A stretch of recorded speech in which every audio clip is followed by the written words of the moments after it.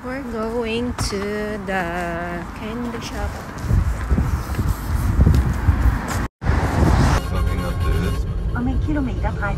It's nice. I mean,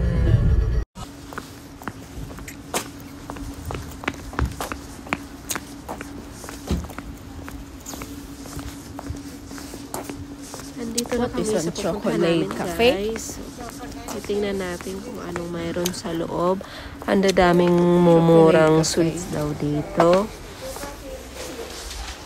At saka yung mga traditional sweets ata. Dito mo rin makikita. Mumurang presyo lang guys. Ayan, daming naka-display. Daming pagpipilian rin guys. Sino yung mahilig sa mga matamis dyan? Dito na kayo pumunta. Daming pagpipilian. May nahanap kami ng traditional birthday sweets ata nila.